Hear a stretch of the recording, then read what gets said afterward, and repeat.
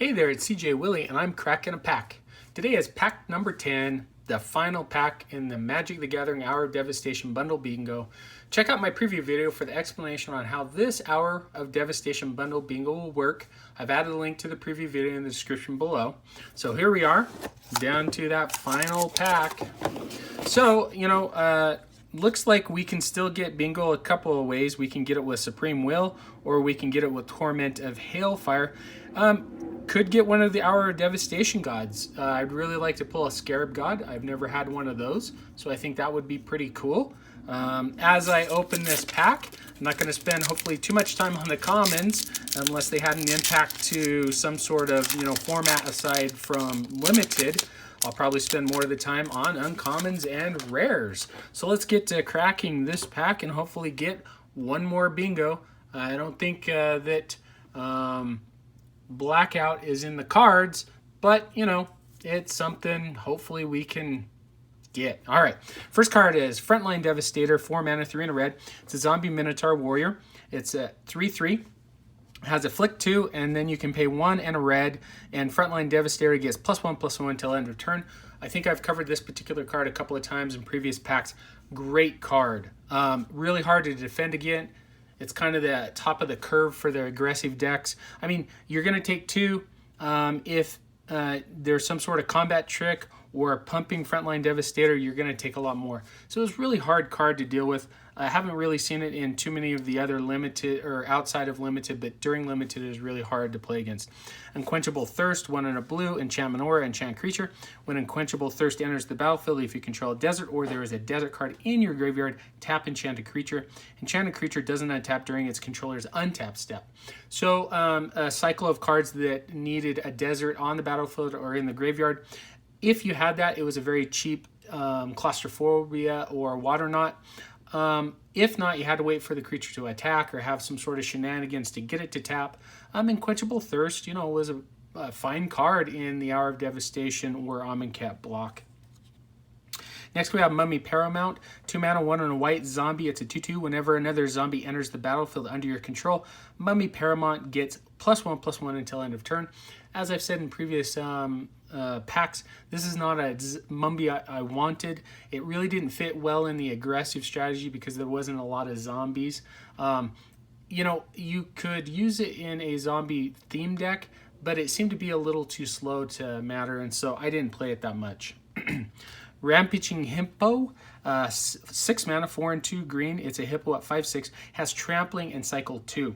I played this card quite a bit, especially in green decks where I was looking to cycle. It did a ton of work. A lot of people complain, it's a 5/6 with trample. Those are stats that don't matter.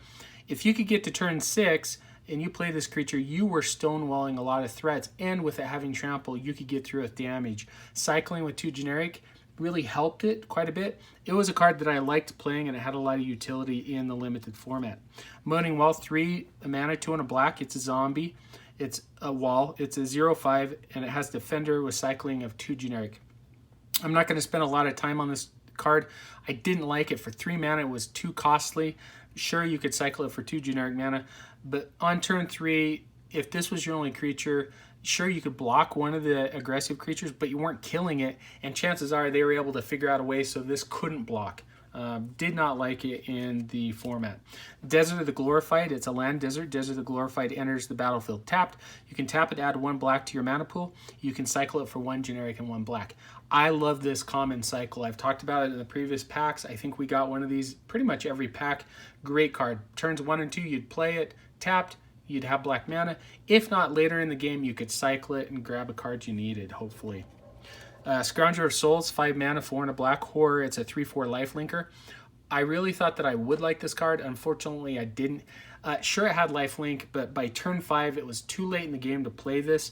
If this was your only creature or one of your creatures that could block, chances are in the aggressive decks they were making it not block, and you weren't gaining life, you weren't stabilizing the board. It didn't seem to be a really good card at 5 mana. If this was 4 mana, then we're talking. It could come down quick enough and probably help you in your game. Defiant Kenra, 2 mana, 1 and a red, Jackal Warrior. It's a 2/2. That's it. So it's a reprint of Falkenroth Falcon Wrath Reaver that was the first 2-mana 2/2 in red, kind of vanilla creature back in either Shadows over Innistrad or Eldritch Moon. The fight Kenright, yeah, if you needed it, it served a purpose in your aggro deck, but there were plenty of 2-drops in red and white, or even green or black, that you could play rather than playing this. Juro's Renunciation, 2 mana, 1 and a white. It's an instant, tap up to 2 target creatures, or you could cycle it for 1 white. This card wasn't that bad, especially in the red-white aggressive decks.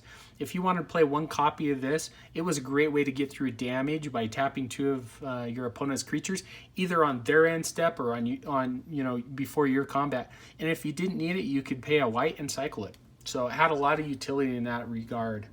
Next card we have is single blue mana, unsummon, instant, return target creature to its owner's hand.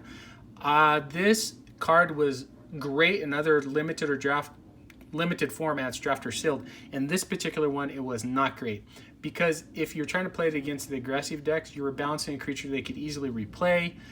Usually that creature had haste. Sure, you could bounce it on their end step, but on their next turn, more than likely they're going to play that cheap creature, give it haste, and attack in again. If you happen to be playing against a deck that had bigger fatties or a slower deck, yeah, it stalled you for a turn, but unfortunately Unsummon just didn't really make much sense in the Amonkhet Hour of Devastation block. Our first uncommon is Sinuous Striker, 3 mana, 2 and a blue. It's a Naga Warrior at 2/2. Play a single blue, Sinuous Striker gets +1, -1 until end of turn, or you could Eternalize it, so casting it from your graveyard by paying 3 and 2 blue and discarding a card. I really like Sinuous Striker. You could beef it one time, make it a 3/1. If it died, you'd bring it back on, turn 5, discard a card. You get a 4/4, and then that pump ability made a lot of sense. I mean, you could turn it into, a 5/3, a 6/2, a 7/1 if you needed to, and it was a great Eternalized card.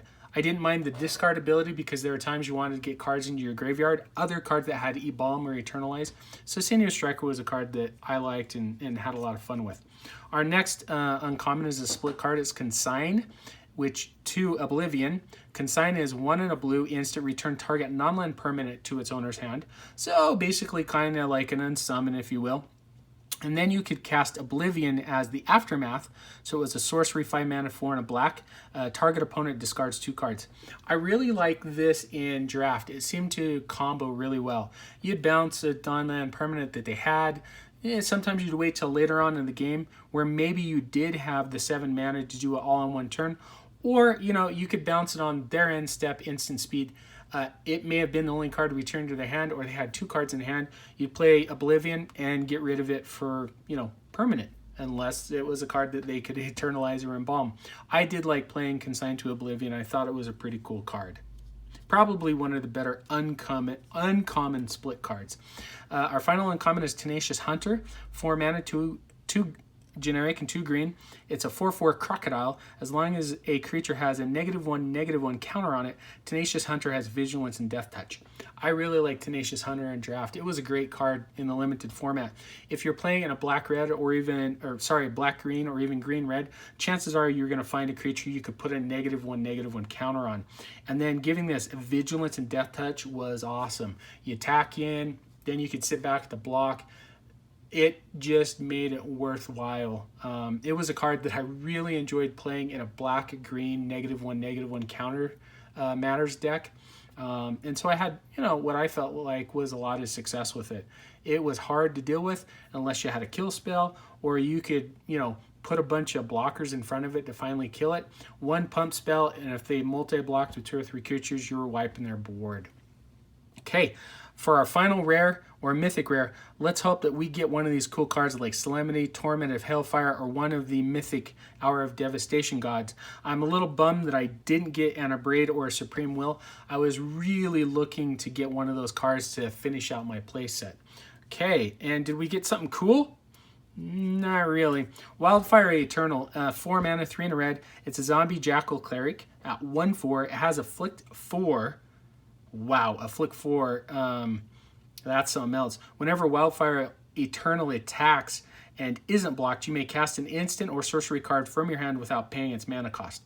I didn't have the opportunity to play this in our draft when our play group got together and busted a box of this, or should I say cracked a box of this. My friend did, and he played this card pretty well. 1/4, it's really hard to kill on offense, and if you're going to block it, boy, you better make sure you're going to kill it. If not, you're taking 4 damage. So the afflict 4 on this made a big difference on the card. And if you weren't, blocking it, then, an instant or a sorcery was going to get cast from their hand without paying their mana cost. There was a couple of times that worked out pretty well for my friend, but what we found was even in an aggressive build, this wasn't a card you wanted with combat tricks and whatnot. There was maybe one time I didn't block it and he was able to cast an instant or sorcery from his hand. There were other times where I just let it through because he was low on cards in his hand and he didn't have an instant or sorcery.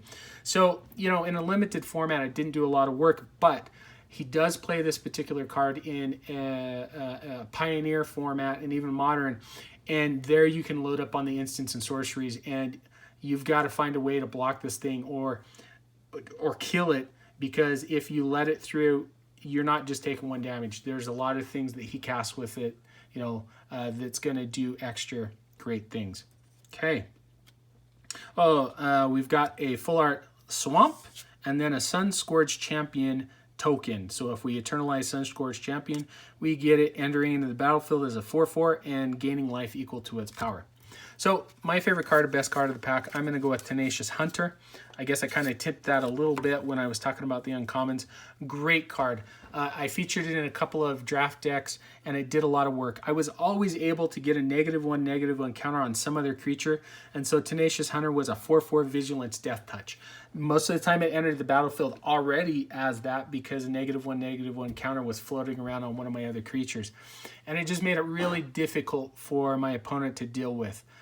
Sure, they could kill it. And that was a little sad, but 9 times out of 10, they weren't able to kill it. And I just had a 4/4 Vigilance Death Touch.